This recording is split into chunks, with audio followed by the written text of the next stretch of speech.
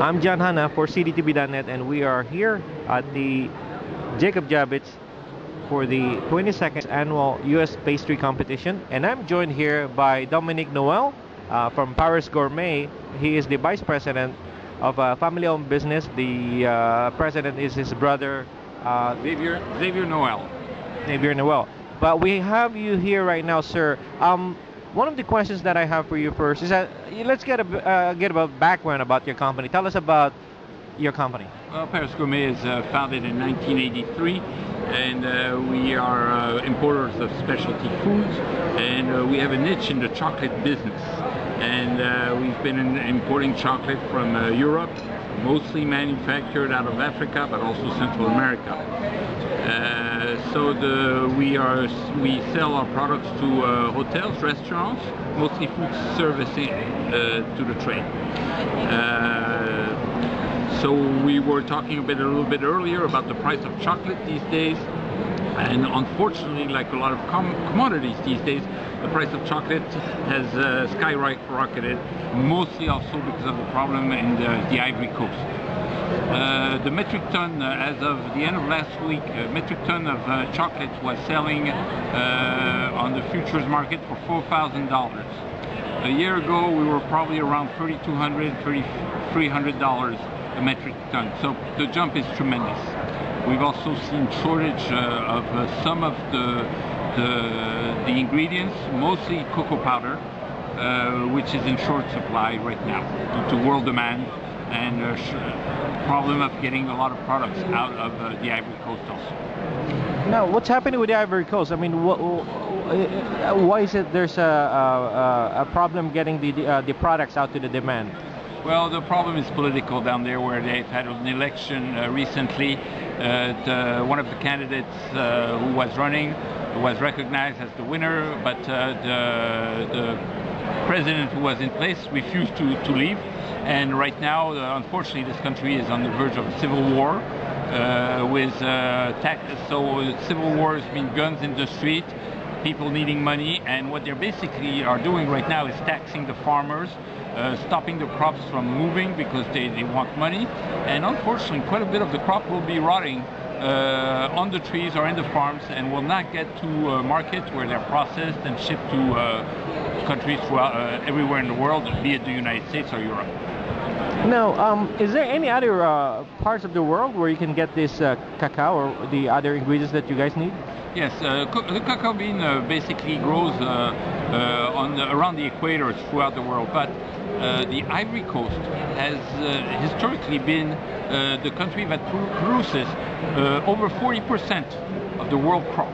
So anytime there's a problem in the Ivory Coast, price of cocoa goes up. So there is not enough supplies to compensate for the chocolate. But no, they grow it in Central America, they grow it in Asia now, they grow it in other African countries such as Ghana. Now, what do you think is going to have, what kind of effect that's going to have on the consumer market? On the consumer market, I think everybody's going to see the price of their favorite chocolate candy bar go up. Their favorite chocolate cake is going to go up. The laws of supply and demand are in action here, and I can only see the price of chocolate products going up, unfortunately. Who's your biggest market right now? Is it China, India, US, and any other part of the world, which is your biggest customer? Well, we are importers, and we strictly sell our product in the United States, so I can only talk about the United States.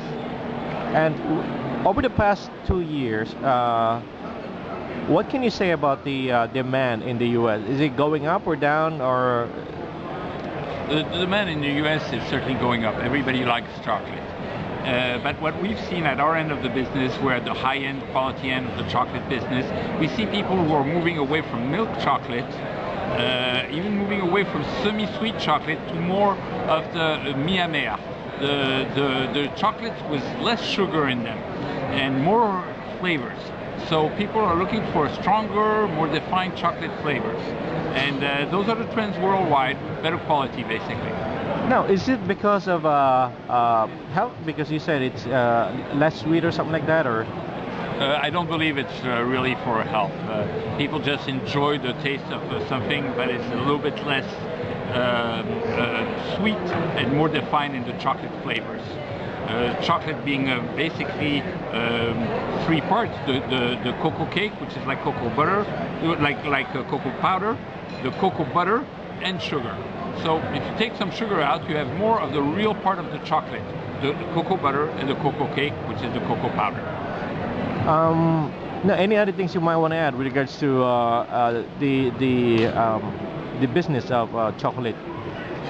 Well, chocolate is a business of pleasure. People eat chocolate not to survive, obviously, and I think chocolate has a place even in difficult times when people have less, because they will have a little piece of chocolate just to make their day a little bit better.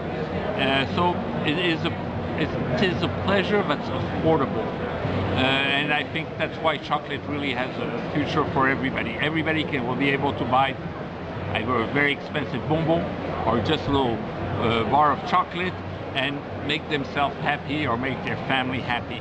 And that's how chocolate should be viewed, as an ingredient for pleasure, and never exceed it, but enjoy it.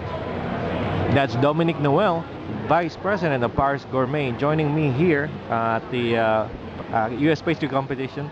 I'm John Hanna for CDTV.net in New York. Thank you.